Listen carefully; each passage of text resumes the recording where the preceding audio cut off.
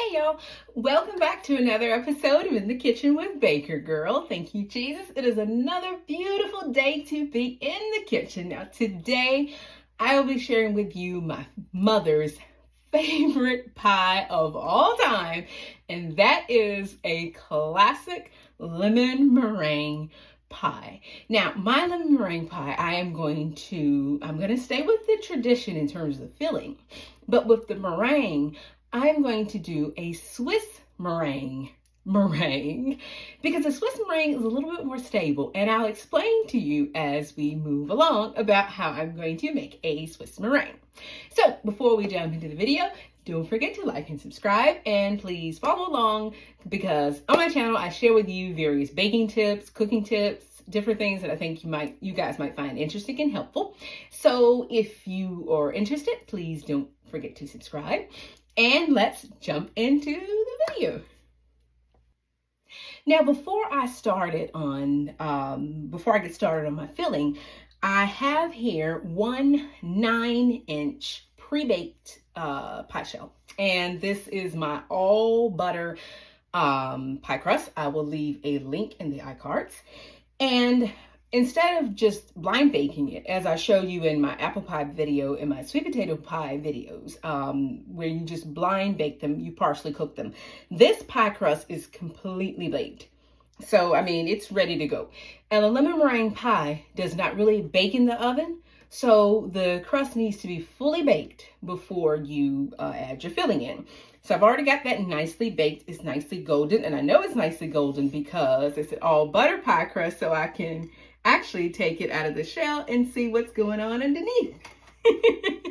So one thing I do want to say, by the way, about an all butter pie crust, they have a tendency to lose their definition because of the butter. If you use a pie crust that has shortening in it, it will hold the definition better.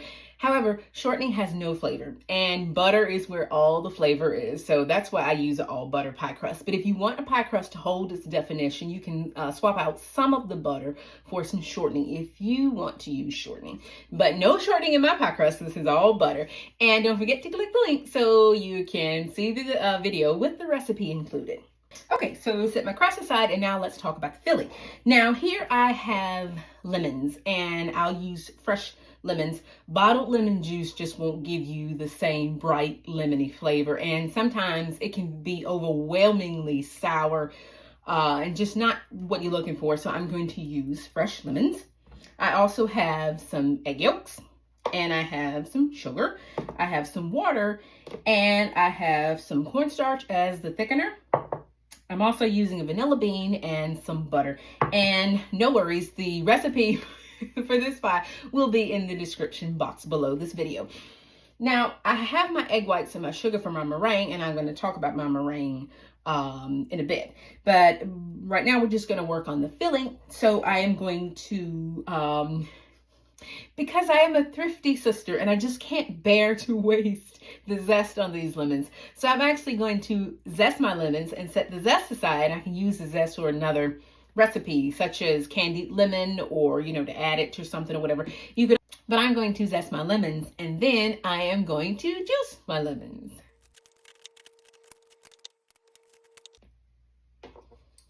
Look at all the lemon zest I have.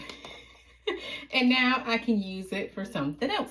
Now, and I add lemon zest to my chicken noodle soup. And if you want to see that recipe of the video where I make my creamy, delicious chicken noodle soup with lemon, let me know. Leave a comment in the comment section, and I'll be more than happy to share the recipe with you guys.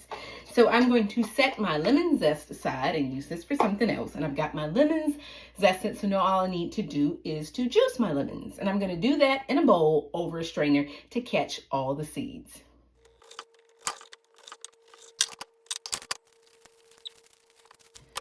Okay. I think I got as much lemons on my hands as I did in the bowl. All right, and you see how using a sieve, it just strains the pulp right out, and you don't have to worry about all the pulp. Okay, set that aside. And now we need to measure out our lemon juice. Okay, so I've got my scale, and I just need to measure this out because there's a certain amount of lemon juice that we need. There we go. And so I just want to see, have I hit that mark? Okay. So we have the amount of lemon that we need. Now, why I didn't do it right into my saucepan is because we don't need to add the lemon in just yet. So set the lemon aside. And now we're going to start mixing the ingredients into the saucepan. So we're going to start off first by adding in the sugar, and just stick the sugar right in. And we'll also add in the cornstarch. Cornstarch is the thickener that you need to thicken your pie. Yes, we're going to add egg yolks to it, and they will help to thicken, but the cornstarch does the main job of thickener and keep you from having a runny pie. I'm also going to add a fat pinch of salt. There we are. I always say a fat pinch of salt because it's more than just a pinch, and it's more than a measurable, you know. A pinch of salt technically is it's an eighth of a teaspoon. So if you do have an eighth of a teaspoon measurement, you can use that. Now, the reason why we mix the cornstarch and the sugar together is so that you can get the cornstarch evenly mixed into the sugar and it won't clump. Now we'll add in the egg yolks. There we are. These egg yolks are mine. They are so pretty.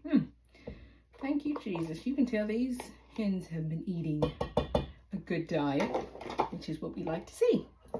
Okay, so go ahead and whisk that in. It's going to look silly and dreadfully lumpy at this point. Don't worry about it. Now, go ahead and add in the water. And just add the water in slowly. The reason why you want to go ahead and get things moving with the water in there is because if you let egg yolks sit on sugar too long, the sugar will actually start to cook the egg yolks. And that's eggs in general. So anytime you add eggs to sugar, go ahead and start whisking it, or add, liquid or butter, whatever you're adding to it. Because if you just let egg yolks sit on sugar, or eggs sit on sugar, it'll actually start to cook. And then you get, those little bits of egg that just never seem to dissolve. That's what happens. Okay. So now we've got all that nicely mixed in. Now I'm going to go ahead and add in my lemon juice. Just whisk it in.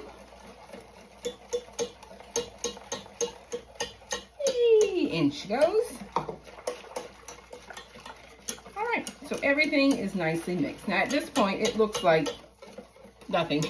But we're going to take it over to the stove, and we're going to let this cook on the stove on medium to low heat until it starts to thicken.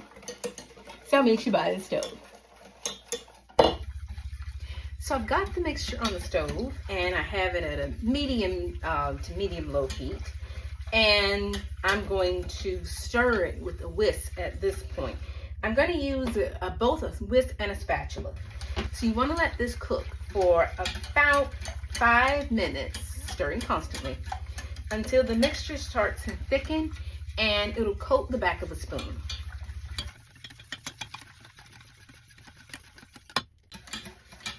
So if doing this makes you nervous, you can temper your eggs. So what you would do is you would not add your egg yolks in. You would set your egg yolks aside and whisk them up with just a little bit of sugar and put them in a bowl. And then you would add the rest of your ingredients, the sugar, the water, the lemon juice, and the salt. And you would bring it up to the heat, sort of like this, where you see it's nice and hot. Then you would slowly, while you're whisking your egg yolks, slowly whisk in a bit of this hot liquid into the eggs. That is called tempering. What you're doing is it prevents the eggs from scrambling. So you add in about a half a cup of this hot liquid. And then you would slowly stream that egg and the hot liquid mixture into this and cook it until it starts to get thick, which is exactly what's happening now. This is nice and thick. Now, once it starts to get thick, like I say, I'm going to give it a good whisk. And if you look, you'll see little bubbles. You know it's ready when it starts to bubble. So I'm going to take it off the heat. No more cooking. We are done. Okay, and just because I'm a person who I like precision, I'm just going to add a thermometer in here and take the temperature. You want to make sure the temperature is over 160 degrees. And we are at 163 degrees, so that is just perfect. Okay. So now I'm going to take this over and pour it into our par-baked pie crust. Thank you, Jesus. That looks good, and it's so nice and thickened. All right, back from the stove. Now, you know what I always say, you can taste your filling and make sure you're happy with the sugar and the lemon juice, because at this point, the eggs are tempered, so it's perfectly safe to have a sample. So after it cools, this is screaming hot. You do want the mixture to be hot, by the way. You want it to be hot when you pour it into your pie crust, so don't let it cool at this point.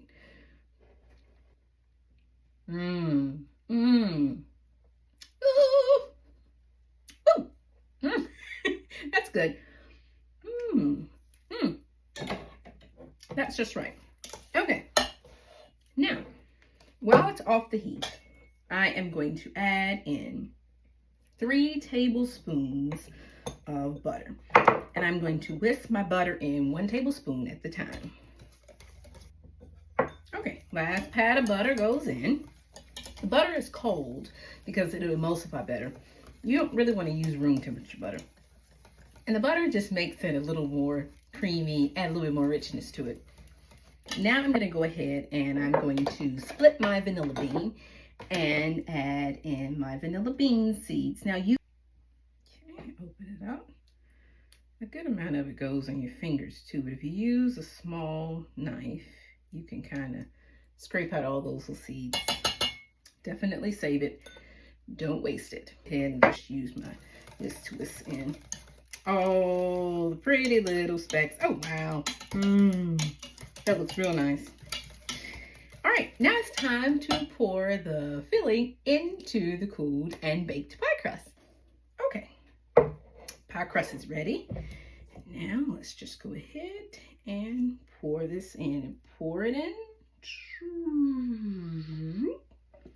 Over she goes.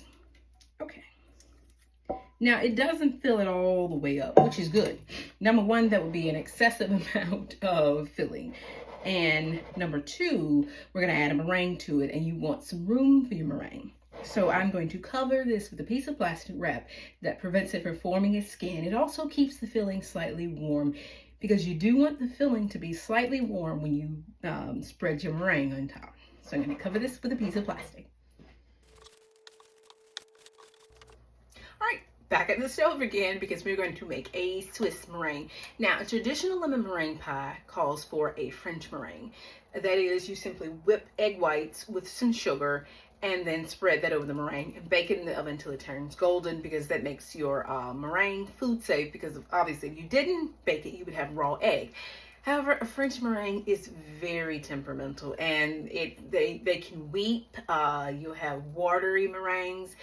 And they are very tricky. So to make a good Swiss meringue, and that's what I recommend that you use a Swiss meringue, I'm going to use my bowl of a stand mixer, and I'm going to use a double boiler here. So I've got some water on, and it's just starting to come to a nice simmer.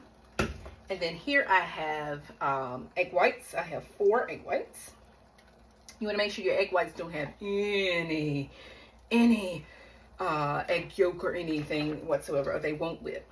I'm also actually going to add in a 1/4 teaspoon of cream of tartar. Cream of tartar help egg whites hold their shape when they are whisking. I'm also going to add in a pinch of salt. A little pinch of salt.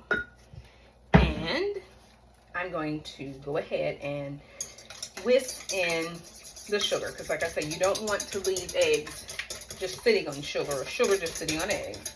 So go ahead and whisk in the sugar. And I'm just using natural granulated sugar.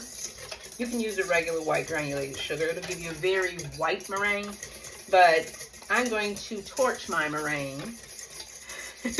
I'll explain that in a little bit. I'm going to torch my meringue.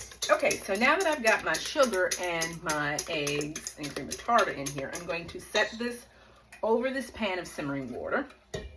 You don't want the water to touch the bottom of your bowl. And then I'm going to whisk this until the sugar dissolves and the mixture is hot to the touch. You want to keep it moving because if you were to stop, your eggs would scramble. And that's why the water should be simmering, because you don't want the eggs to start to scramble. So just keep them moving. We are looking at a temperature of 160 degrees. So I have my thermometer here. That may sound complicated to say 100 using a thermometer, but really if you can stick your finger in here and it's hot and you don't feel any sugar, your eggs are pasteurized, they're safe. So this won't make anybody sick because we know we're cooking the eggs. Once the good Lord bless you, you get the hang of it. This is also the gateway to making Swiss meringue buttercream because you do the same thing. You whisk the egg whites and the sugar over the, this is called a bain-marie. And then you put it in the stand mixer and let it whip until it becomes a meringue. And then once the meringue cools, you slowly add in at a time, you whip in softened butter. And that is how you make Swiss meringue buttercream. But this is the first step to making it. Okay, so I'm going to go ahead and start taking the temperature. Okay. Stick it to the side. Take my finger and stick it in there. Ooh, that's hot. No sugar. It's good to go. So now at this point, get it on the stand mixer using a whip attachment, and you're going to whip it at high heat. Don't let it sit still at this point. Okay, so get it on the stand mixer and get it whisking, and I'm going to whisk this on high until it forms very, very fluffy, soft peaks.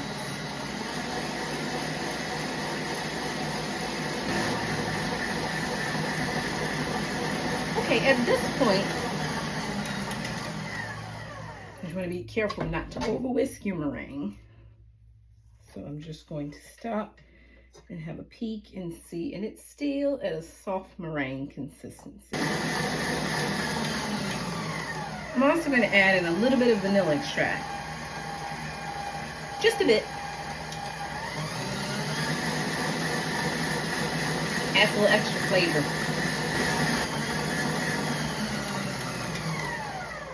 All right, let's test it again. I think it's ready this time. Okay, so take that off. Yep, I think it's definitely ready. So just give it another little whisk. And nice. That's what you call a stiff peak. Now don't keep mixing. It's good at this point. We can put the mixer aside. Okay, so I've got the pie, the lemon meringue pie here. I'm going to go ahead and take that piece of plastic off. And now I'm just going to start to gently fold the meringue, just to make sure all that the vanilla is in there, and then just start piling it right on top. You can see how the filling is jiggly. It's already setting. Just start piling it right on top. All right, so we'll set that aside, and then just gently begin to dollop your meringue right on top. You want to be careful that you don't deflate your meringue, but you want to make sure that it goes all the way to the edges of your pie crust. That way it doesn't start to, it won't weep. Because that's oftentimes what happens with a lot of meringue pies. When people cover the top with the meringue, it starts to weep and it starts to pull away from the sides because it's not anchored to the pie crust. So you do want to make sure you push it all the way to the pie crust. And then I'm going to take a spoon. Take a spoon because we want to make nice, pretty peaks. It'll give the torch something to hold on to. So, okay, that's good. Now it's time to torch the meringue. Now, if you don't have a blowtorch, you can put this in the oven under the broiler and brown it. You do want to watch it, and you want to be extremely careful because it works. It does work, but you need to keep an eye on it. And also you need to get that pie in and out. Be ready to take it out when it is ready. But I'm going to use a blowtorch to torch my meringue. So here I have, this is a kitchen blowtorch, and it does have a safety mechanism to it. So you want to make sure that you are being very safe when you're using these. So I'm going to take the lock off because it has a lock on it, and then just press the button and start to torch your meringue. Keep your fingers and toes and things out of the way.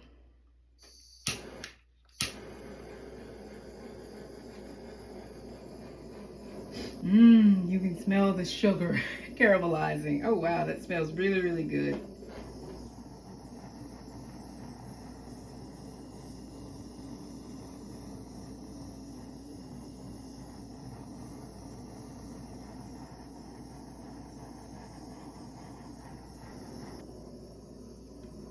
Okay, thank you, Jesus. That was safely done. And the pie is properly torched. That caramelized sugar smells so good. And that's what's happening. The blowtorch is essentially caramelizing the sugar. It smells so good, and it looks even better. Oh, wow. Oh, thank you, Jesus. My mother would be so happy to get a slice of this. As a matter of fact, the last thing I remember her asking me for was a lemon meringue pie. So now you do want to let this pie chill at least 4 hours before you slice it. But it is a pie that's better eaten the day it's made. So invite some family, invite some friends, or give some to maybe take a pie to somebody you know could use a slice, or you know, somebody that might need a little bit of cheering up. And because it's definitely a sharing pie. So I'm going to share some of this with my dad, and I'm going to enjoy a slice. And the recipe for this pie, of course, I will leave it in the description box below. And I also leave a link for my all butter pie crust, so you can make your own pie crust. So this smells so good. So I hope you all have enjoyed today's video, and I hope that you'll give this recipe a try. If you do give it a try, leave a comment and let me know how it turns out. If you like the recipe and the video, please give us a thumbs up. And if you haven't, please don't forget to like and subscribe. And the good Lord willing, I will see you guys again in another baking video. In the meantime, y'all, take care. Happy baking. Bye.